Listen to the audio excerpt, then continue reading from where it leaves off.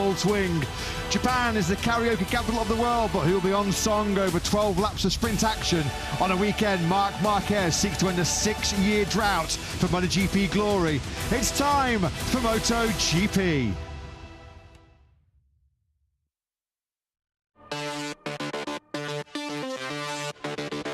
First on the MotoGP calendar, all the way back in 1999, this magnificent Honda-built complex, constructed back in 1997, 4.8 kilometers in length, 2.983 miles, 14 corners, 8 right, 6 of them left, featuring some of the most savage braking zones on the whole Grand Prix calendar. A short start-finish straight of 762 meters. Seen a few riders crash at turns 9 and 10 so far this weekend. Heavy braking, a good overtaking up spot down the hill into turn 11 before the riders power out of turn 14, the very aptly named Victory Corner here in Motegi. Look how many overtaking hotspots there are around this 4.8 kilometer layout. This was 2 years ago when they were fighting for the World Championship. Jorge Martin on Pecco Bagnaia into turn 9.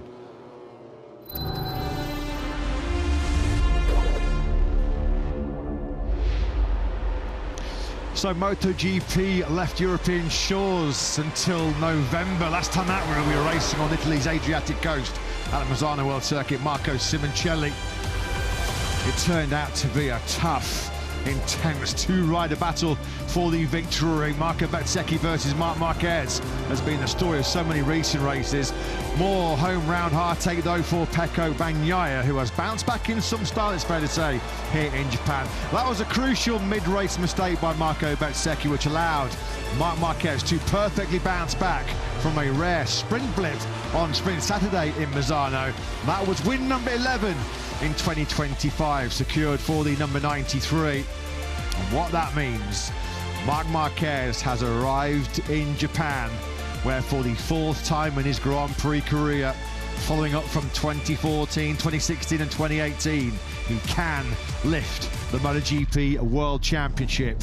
Will we, for the first time since 2019, 6 long years ago, in what, just about 24 hours time, be saying Marc Marquez is the new MotoGP World Champion?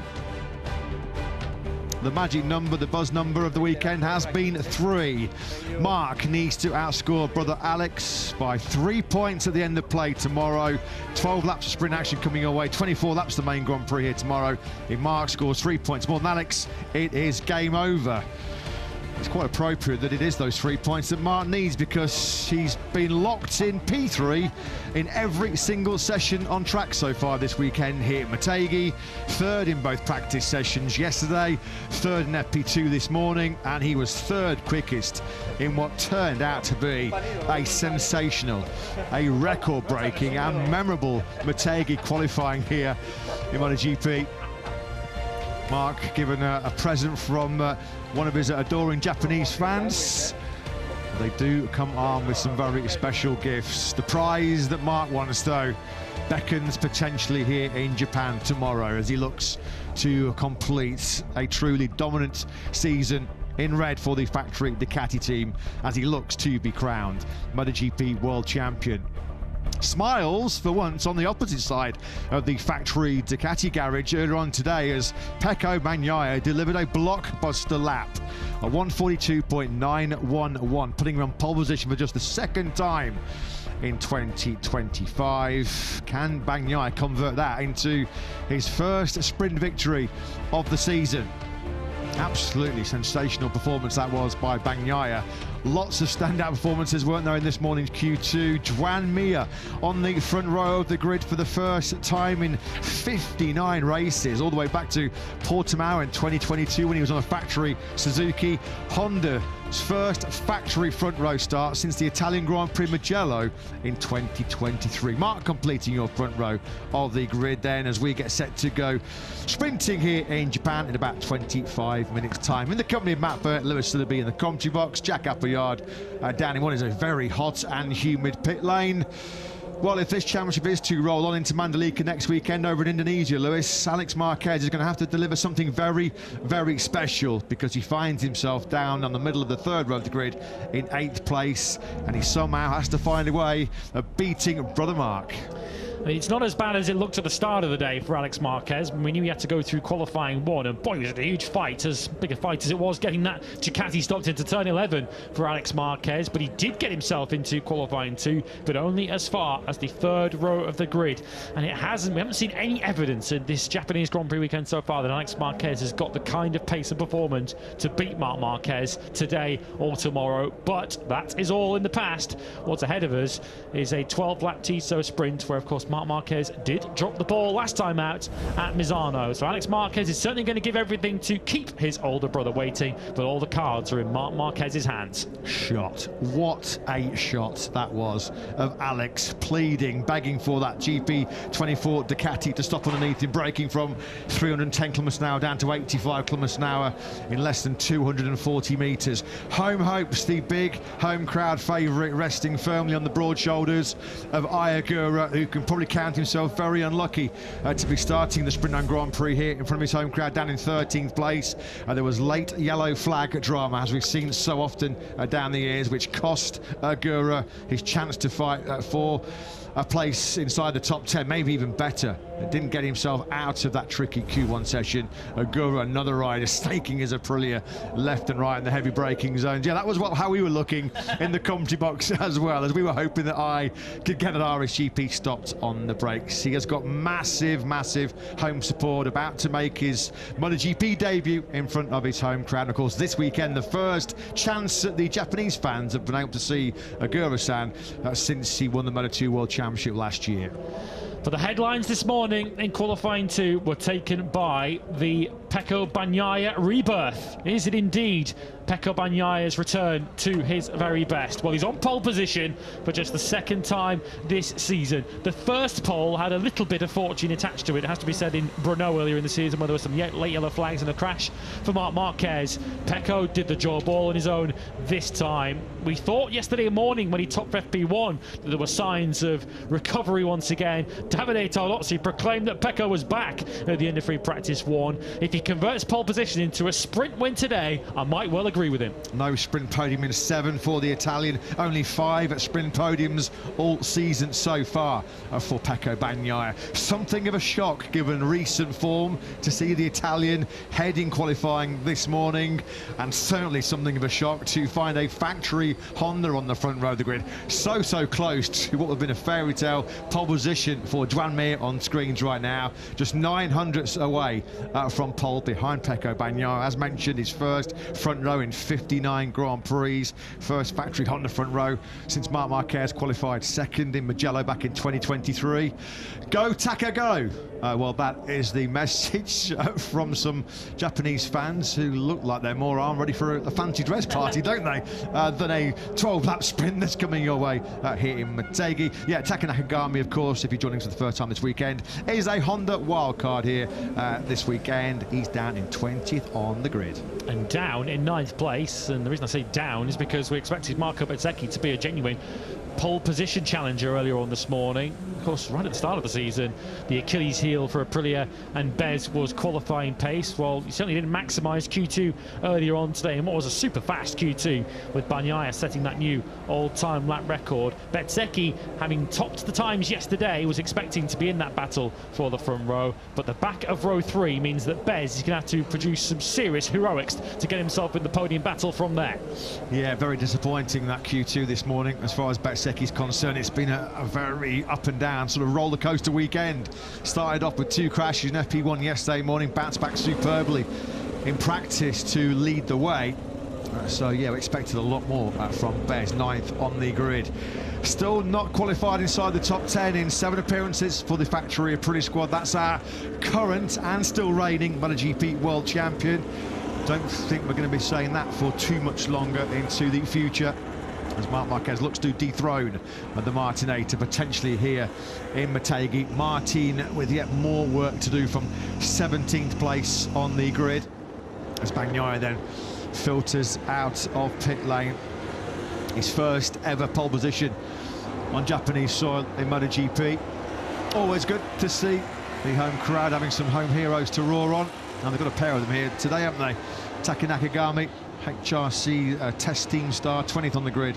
As mentioned, he's obviously doing so much key work, vital work behind the scenes in tandem with Aleix Espargaro over in Europe, because that RC213V is really coming on strong.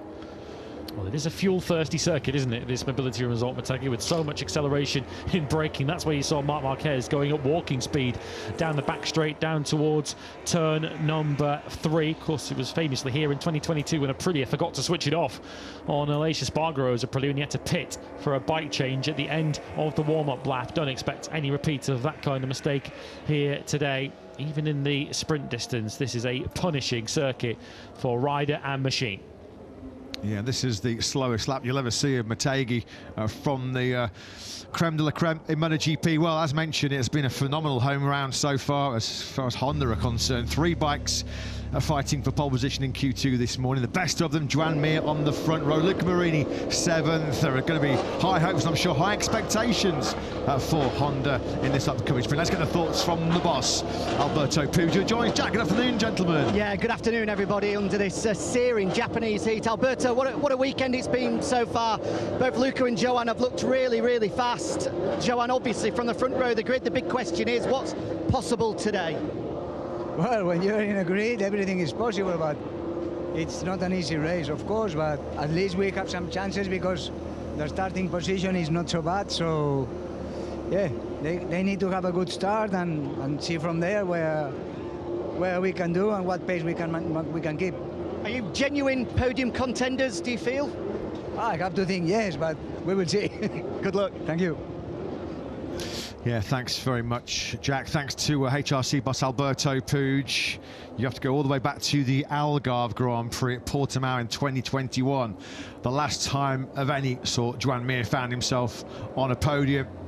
This is a golden opportunity, isn't it? Having done so much of the hard work, qualifying ultra important as always in MotoGP, but you feel more prevalent here in Motegi with all the hard braking, all the stopping you have to do. With front tyre temperature and front tyre pressure a key issue to contend with as well.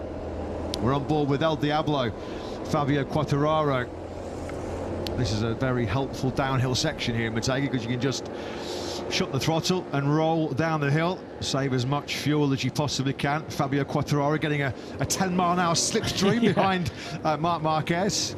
Yeah, we've got a race here between the world champions into the hairpin at the end of the back straight there. Quartararo, Mir and Marc Marquez all side by side, and all of them starting on the frontiers of the grid. The world champions amongst the field really did stand up this morning and show their class. Yes, Jorge Martin, of course, had his issues in qualifying 1, but the 4 other world champions on the grid, all inside the top 5 places on the grid.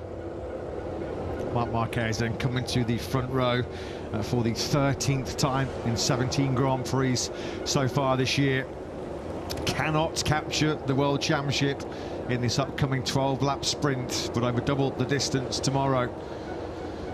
Can the comeback loading, which has been a hashtag trending on social media throughout the build-up to this Japanese Grand Prix, can that be comeback completed, comeback fully loaded? We are 93 fans, Campione Marc, champion Marc. Well, they're already predicting the future. Let's be honest, this is just a matter of time, isn't it? Marc said it's not imperative, it wouldn't be a disaster if he doesn't win the championship here this weekend, as Pedro Acosta, well, so anxious to preserve fuel. Yeah, it looks like shut it off early. Yeah, it's shut off. Of course, Acosta, your heart went out to the Spaniard this morning in qualifying, fastest in FP2, second quickest yesterday, and looking bang on the money for potentially fighting for back-to-back pole positions. That all went awry on the warm-up lap, or on his sort of outlap in Q2 when there was a throttle issue with his number 1 at KTM RC16, cost him 10 minutes of the session. He had 1 crack on 8 soft tyre, and fair play to actually to Acosta, because on that 1 chance he had, he delivered a 143.069, which put him 4th heading the second row of the grid. He was only 200ths away from Marc Marquez on the front row. And every rider tends to find a step forward, don't they, on that second soft rear tyre. So you do feel that Acosta probably would have had big aspirations for the front row, if not better. And surely he'll be aggressive early on. This is the front row. Bagnaia, Mir and Marquez. Pedro Acosta fourth and surely eyeing the podium today ahead of Fabio Quartararo and Frankie Morbidelli, who came through Q1. Luca Marini seventh ahead of fellow Q1 graduate Alex Marquez. Marco Bezzecchi underperforming, you have to say, in ninth. Top Aprilia though ahead of Ralph Fernandez 10th. Johan Zarco 11th ahead of Fabio Di Gianantonio, who paid the price for a rather scruffy Q2 session. Ayagura missed out narrowly in Q1, 13th for the home favourite ahead of Jack Miller and Fermin Aldeguer. Aldeguer crashed in Q1. Miguel Oliveira, who used some cunning tactics to get himself up into 16th on the grid in Q1 ahead of Jorge Martin and Brad Binder, who had a big crash at turn 12 in that Q1 session. Alex Rins, another Q1 faller, 19th for him ahead of Taka Nakagami and Enea Bastianini on a missable weekend for Tech 3, with Songkyak Chandra ahead of the second of the KTMs from Tech 3, Maverick Vinales 23rd. As expected, as you can see on the graphics, every rider medium front tyre, soft rear tyre for this 12-lap shootout here in Motegi. Well, we're looking at Pedro Acosta. You felt there was plenty more to come from the Spaniard in that Q2 this morning. Let's go and get the thoughts of his crew chief, Paul Travath. Sure, they expect him to be in the medal hunt, Jack. Yeah, I'm sure they will.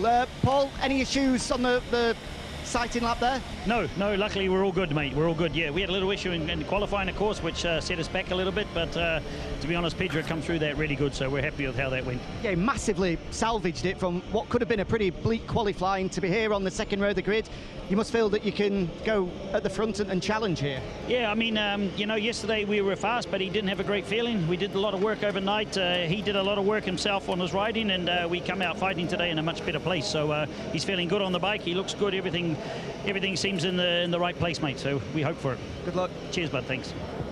Thanks, Jack. Thanks to Acosta's crew chief, Paul Travath. He was on pole here last year, crashing out of the leader course in the sprint and then crashing out early in the Grand Prix when he was hunting down race leader Pecco Bagnaia.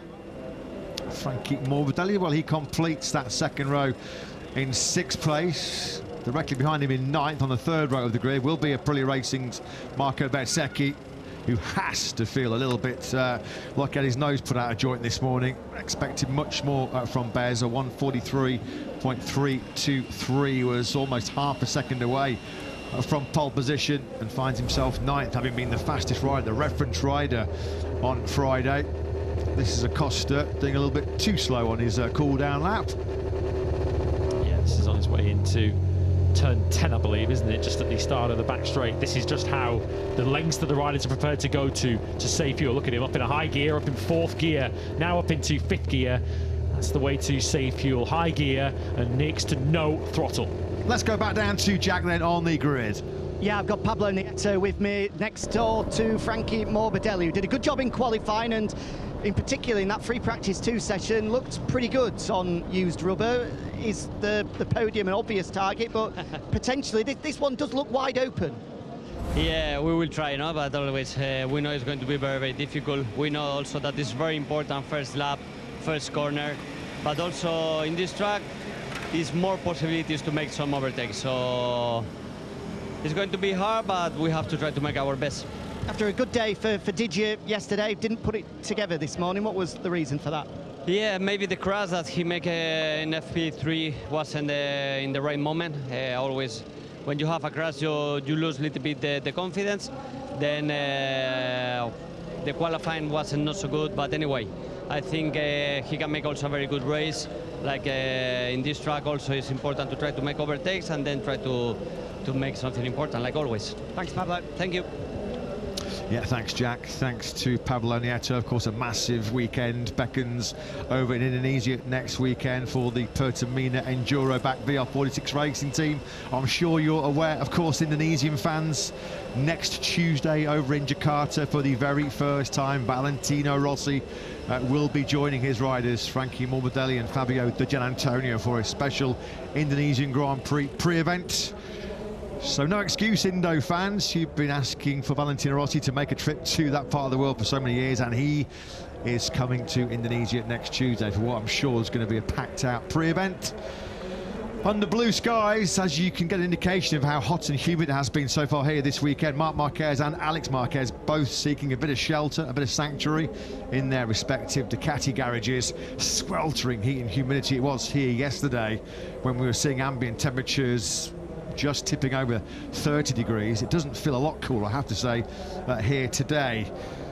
Wonder how Joan Mir's feeling from what is a very, very, very rare front row start in MotoGP. Pecco Bagnaia. Well, Davide Tardozzi told Jack yesterday that Bagnaia is back, and that was proved this morning in qualifying. Back with a bang, wasn't he, with that second pole position? What are they prospects? What do they think Pecco can deliver in this sprint upcoming? Jack, down to you with Davide. Yeah, this is a really fascinating one, Davide. For you, who's the favourite here, Pecco or Marc? Because I can't decide between the two. Yeah, I'm really pleased to have Pecco back and that the engineers found the way to give him back the confidence that he deserves. So we'll see. I think that it will be a very tough race because the opponent, it seems that are very fast also on the race pace. Acosta shows something important. Hondas are very fast. Bezzecchi too. So we'll see because we did a good qualify, but race are another thing. Marc said yesterday that the priority is the championship over wins this weekend, but do you believe him? I don't. It's Marc Marquez. Surely he's gunning for victory. No, I believe it because Marc is thinking now to the championship. We spoke a lot about that, and Marc is fully concentrated to gain those 3 points on Alex, and that's the target. Then in the future we'll see whether he will be champion, 2025 champion. He can think about winning races, and that's it. Thanks, Davide. Good luck. Thanks, Jack, as always. Thanks to Ducati boss Davide Tardozzi. So our pole sitter Pecco Bagnaia started the season with 3 successive sprint podiums, 3 successive third places in Thailand, Argentina and in Texas. Since then, though, the medals have been few and far between for the double MotoGP world champion. Only 2 since in Jerez, and his most recent one feels like an awful long time ago, doesn't it? In Mugello, in front of his home crowd. He's been nowhere in the last 3 sprints. 13th in Hungary, 14th in Barcelona, 13th in Misano. I think that's why we're happily surprised, Lewis, but so shocked to see Pecco in the space of a fortnight go from almost rock bottom back to a record-busting time in qualifying. It's been a heck of a transformation in such a short space of time. And I never thought I'd be waiting until the 27th of September for Pecco Bagnaia to take a sprint win in 2025. Not since the final sprint of 2024, when Bagnaia was trying to secure an unlikely World Championship comeback. Has Bagnaia been successful on a Saturday? Well, for Alex Marquez, it's been a damage limitation job already today. He got out of Q1 and qualified in the middle of row 3. Can he go forwards from there? Michele Massini is talking to Jack. Yeah, absolutely. That's the big question. It was a tough Friday for Alex. Better today so far, but has he found that feeling that's going to allow him to attack in the sprint, Michele? I have to say that today we find some feeling, especially in the front braking, like yesterday we struggled, as you said, and I think that we can make a good race today, but at least we have to overtake 3-4 riders in the first lap, I think, because it will be crucial, and then we see if we can take also some data to use for tomorrow. Thanks, Michele. Good luck. Welcome. Thanks, Michele Massini. Thanks to Jack. Only 1 race this season previously has Alex started lower. That was 11th in our first visit to the Balaton Park circuit in Hungary. Just a quick reference on the 2 Red Bull KTM Tech 3 riders. They've had a nightmare experience here in Motegi. Maverick Vinales, 23rd, his worst ever grid position in MotoGP. And it just shows fine margins. Poor Ordineo Bastianini missed out on the direct spot in Q2 yesterday by 9 thousandths of a second. I mean, what's that, half a bike length, a quarter of a bike length? And having missed out on that spot in Q2, going into Q1 this morning, nothing really going for the Italian. 21st on the grid, not even starting inside the top 20 when he was 9 thousandths of a second outside of Q2. Looks like a late change of equipment coming there for Luca Marini. That was his crew chief, Christian Pupelin, who was running back onto the grid with Luca Marini's crash helmet in his hands. So Luca Marini perhaps reporting something on the sighting lap, which requires a change of helmet. There's Jack Miller getting ready to attack, like we know Jack Miller will. He goes from 14th place on the grid. Well, it felt like an underperformance for Aprilia with Marco Bezzecchi qualifying 9th. Surely he will be looking forwards to Paolo Bonora, speaking to Jack. Yeah, it's been such a strong run of results for Marco of late, but just couldn't put it together in qualifying. Paolo, how much is that going to hamper him in this? Yeah, he didn't put all together, as you said. Unfortunately, he had the lap time possibility, the time attack possibility, but he didn't put together. And in the split 3, he didn't do as best as he can do. But despite of the not a good qualifying, we keep the finger crossed because we totally trust on him and also in Jorge, because here there is some places where you can overtake somebody, and to be honest, in particular for Marco's side, he has a good race pace. So probably not today because it is much shorter distance, but for tomorrow we hope that he will do a better result. Thanks, Paolo. Thanks so much. Thanks to Aprilia boss Paolo Bonora. We just looked there at what is very soon to be our outgoing MotoGP world champion, Jorge Martin, 17th on the grid. Marc Marquez then. This time tomorrow, we could be hailing him as the 2025 MotoGP world champion. Well, he's that young fan's hero. He's so many riders' hero, isn't he, around the world, Marc Marquez. It has been some journey, some adventure over the last 6 years. 2019, that must feel like an awful long time ago as far as the 32-year-old Spaniard is concerned. He was on the floor this morning, a crash at turn 5, as so many riders have found that hard braking zone into that right-hander of turn 5. Tricky to negotiate so far this weekend. The BMW safety car then peels away at the front of the grid. 3 minutes we are then until lights out for our 17th Tissot sprint of the campaign. A victory in this 12-lapper that will see Marc Marquez actually tie Jorge Martin in the all-time winners list of sprints. Martin, 16 sprint victories. Marc just one behind on 15. 14 of those he's collected already so far in 2025.